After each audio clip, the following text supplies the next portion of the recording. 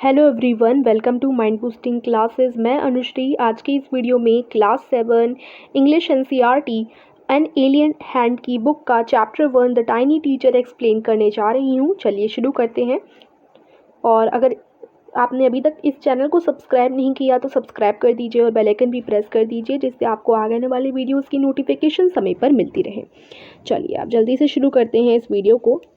दो so very small the ant is unbelievably intelligent and hard working. देखिए, छोटी होती है, आपने चींटी देखी है, चींटी बहुत छोटी होती है, लेकिन इतनी छोटी होने के बावजूद भी जो एक आंट है यानी जो चींटी है वो बहुत ज़्यादा इंटेलिजेंट होती है और बहुत ज़्यादा हार्ड वर्किंग होती है, मेहनती और होशियार। Among the various kinds the commonest ant is black और रेड। ज़्यादातर आपने देखी होंगी जो चींटियाँ होती हैं वो ज़्यादातर आपने या तो काली देखी होंगी या फिर लाल देखी होंगी, रेड या फिर ब्लैक देखी होंगी। तो जो वेरियस काइंड्स होती हैं आंट्स की, लेकिन उनमें जो कॉमनेस्ट काइंड है वो है ब्लैक या फिर red. Ants live in comfortable homes called ant hills. अब आंट हिल्स क्या होता है? आंट हिल्स चींटियों के घरों को कहा जाता है। ठीक है, तो ये हमने पढ़ लिया। अब हमारा यहाँ से चैप्टर शुरू हो रहा है। Name the smallest insect you have seen and the wisest. तो सबसे ज़्यादा वाइज और सबसे ज़्यादा छोटी जो आपने इंसेक्ट देखी है उसका आपको नाम बताना है।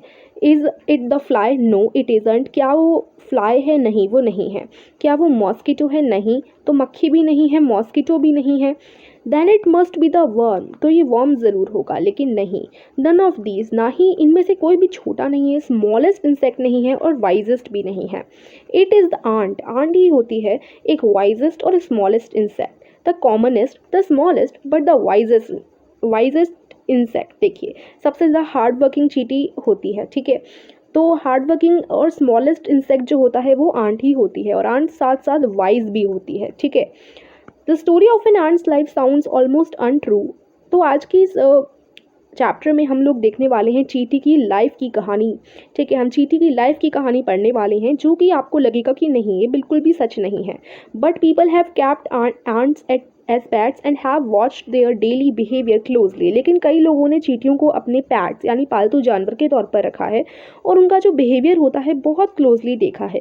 जब आप किसी डॉग को पालते हैं तो आपको डॉग्स के बारे में जानकारी होने लग जाती है। इसी प्रकार से कई लोगों ने चींटियों को पाला और चींटियों के बारे में डे टू डे उनकी जो वो जो करती हैं उनके बारे में क्लोजली जो है डिटेल से जाना है। ठीक है, तो कई लोगों ने जो है चींटियों को पेट्स के तौर पे रखा और उनके बिहेवियर को क्लोजली ऑब्जर्व भी किया। So we know a number of facts about this tiny hard working and intelligent creature. तो आज हम इस चींटी के बारे में, जो कि बहुत ही हार्ड वर्किंग है, भले ही छोटी हो लेकिन बहुत इंटेलिजेंट है, इसके बारे में बहुत सारे फैक्ट्स जानने वाले हैं इस वीडियो में और इस चैप्टर में। बहुत इंटरेस्टिंग चैप्टर है। चलिए अब यहाँ से हम पढ़ते हैं। An ant uses its feelers और antennae to talk to each other ants by passing messages through them. अब देखिए, इनका फीलर्स होता है, फीलर्स या फिर आप एंटीना कह लो। ये फीलर्स और एंटीना एक ही चीज़ है। बेसिकली यहाँ पर और का यूज़ किया गया है, तो यहाँ पर फीलर्स और एंटीना को एक ही चीज़ बताया गया है, जिससे वो बात करती हैं, टॉक करती हैं दूसरी आंट्स से।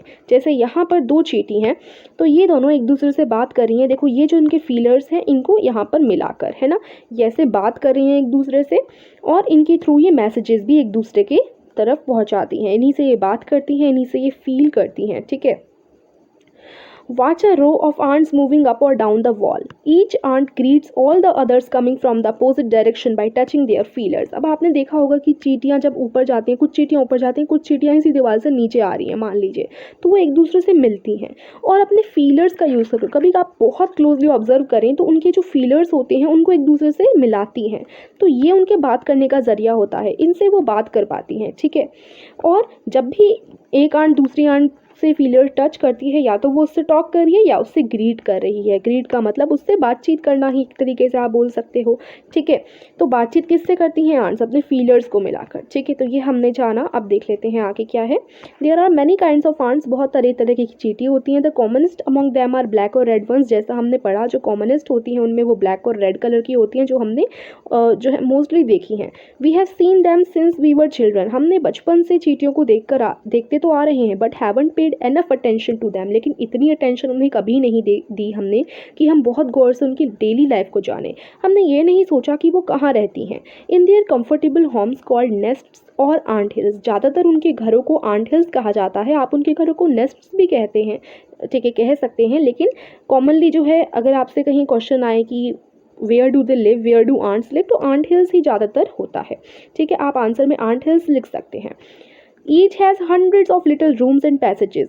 अब आंट हिल्स क्या है, घर हैं, देखो गुफा सी है एक तरीके से। देखो जैसे यहाँ पर अंदर घुसे और यहाँ देखो कितने सारे कमरे बने हुए हैं।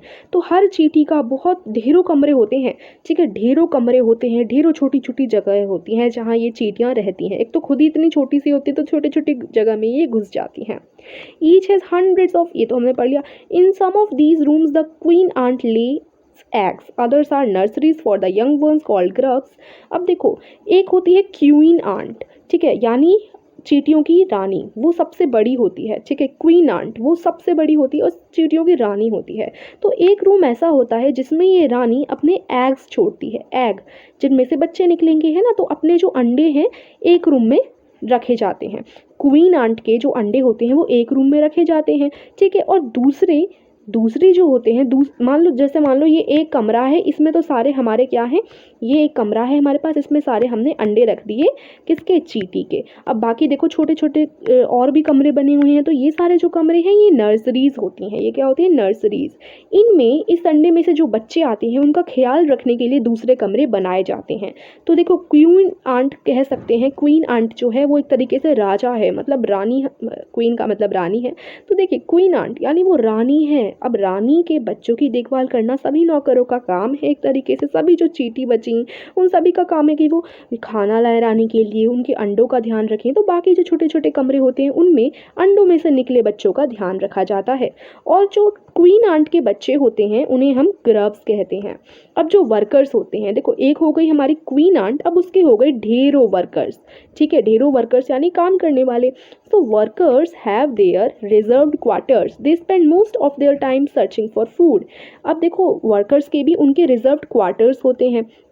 वो ज़्यादातर जो वर्कर्स होते हैं वो अपना मोस्टली जो अपना टाइम है वो कहाँ बिताते हैं, खाने की तलाश में। Some rooms serve as store houses for this food. अब देखो मान लो ये सारे वर्कर्स हैं, ये खाना ढूंढ रहे हैं, बहुत सारे वर्कर्स हैं, वो अलग अलग जगह से खाना ढूंढ रहे हैं। अब इस खाने को वो एक जगह रखेंगे जिसे हम कहते हैं स्टोर हाउस, ठीक है। Soldiers have separate barracks. अब देखो यहाँ पर चींटियों के जो सोल्जर्स होते हैं, चींटियों के जो सैनिक होते हैं उनके अलग ही कमरे होते हैं। No worker has ever tried to live in a soldier's house, no soldier has ever gone out searching for food. तो वर्कर्स का ध्यान रखिए, हमेशा वर्कर्स का काम ही होता है खाने की तलाश करना। खाना हमेशा वर्कर्स ही ढूंढते हैं, बाकी जो सोल्जर्स हैं वो खाने की तलाश नहीं करते हैं।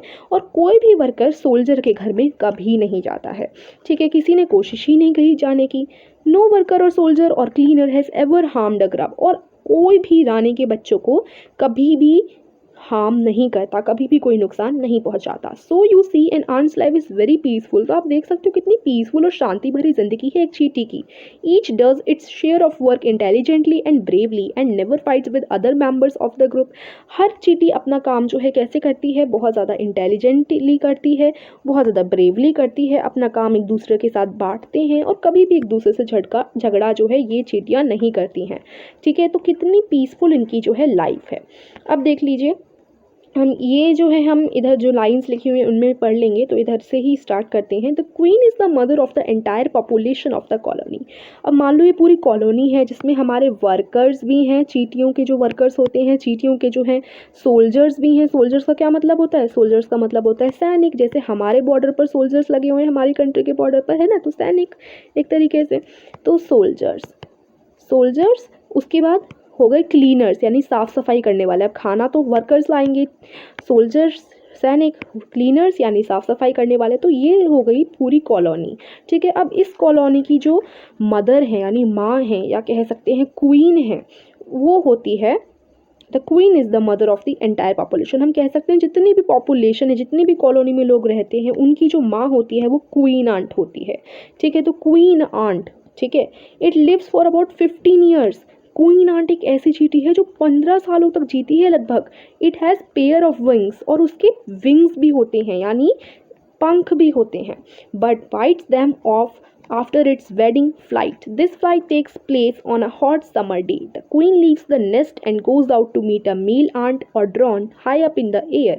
On its return to earth, it gets rid of its wings and then does nothing but lay eggs. अब देखो क्वीन आंट की ज़िंदगी कैसी होती है। क्वीन आंट, मान लो ये रही क्वीन आंट। अब देखो इसका समय हो गया है शादी करने का।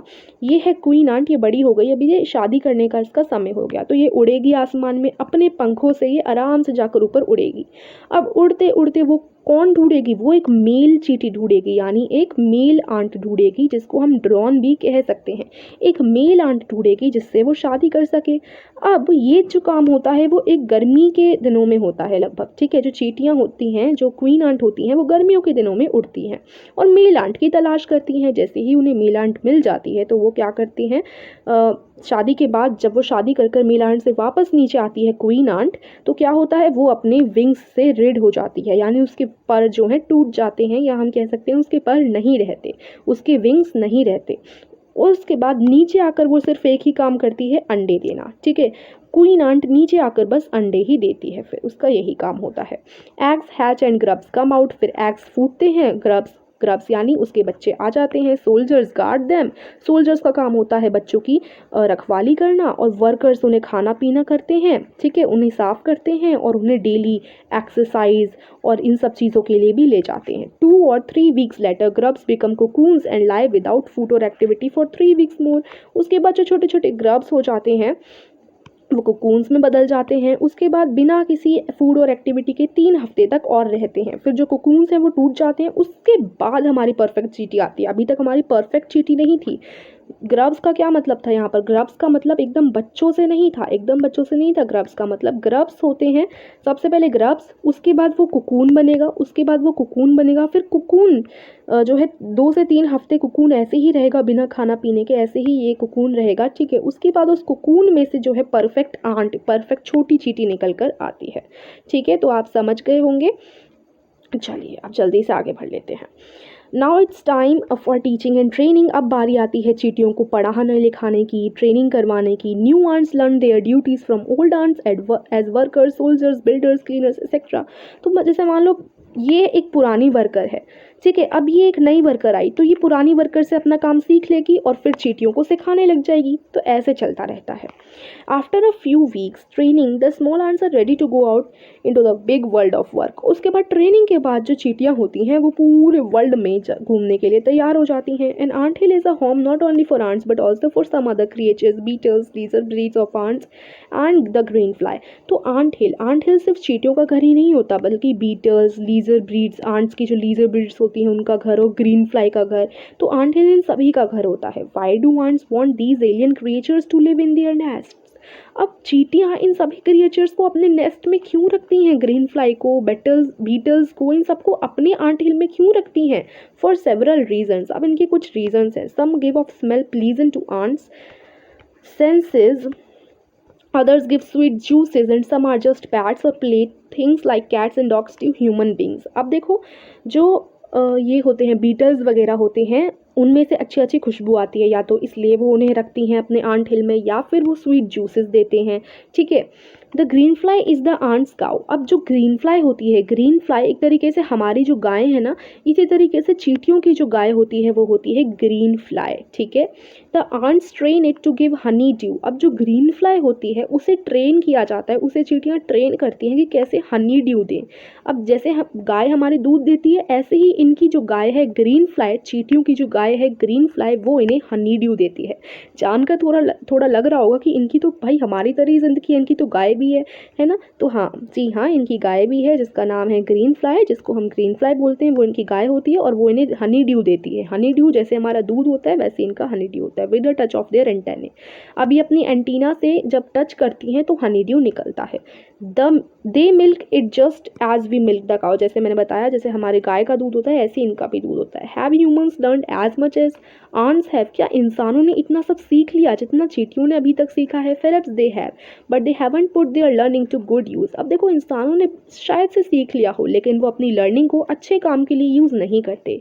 दे may still learn a few things from this tiny teacher, hard work, sense of duty, discipline, cleanliness, care for the young ones and above all a firm loyalty to the land where they live. तो देखो अगर हम बात करें, चींटी इतनी छोटी सी होती है लेकिन इसकी लाइफ के बारे में जानकर आपको कैसा लगा ना? इंस्पायर हुए ना? मतलब ऐसा लगता है कि देखो इतनी छोटी होकर ये टाइनी टीचर है हमारी, यानी छोटी शिक्षिका है, शिक्षक है, यानी इससे हमें कितना कुछ सीखने को मिल रहा है। चींटी जैसा बनना चाहिए हमें, है ना? चींटी को देखो कितना हार्ड वर्क करती है, सेंस ऑफ ड्यूटी है, उसमें डिसिप्लिन है, आसपास साफ सफाई रखती है, अपने छोटे लोगों की केयर करती है और कितनी सारी चीज़ें आपने देखी आसपास शेयर करती है चीज़ें, कभी भी लड़ाई नहीं करती हैं चींटियाँ। इनसे हमें सीखना चाहिए, है ना? और इन्हीं की तरह हमें बनना चाहिए। तो ये हमारी जो था पूरा चैप्टर था, काफ़ी इंटरेस्टिंग था, कितना सब जाना हमने चींटियों के बारे में। सो आई होप आपको क्लियर हुआ होगा। अगर आपको ये वीडियो पसंद आई तो वीडियो को लाइक, चैनल को सब्सक्राइब कीजिएगा। Thank you for watching.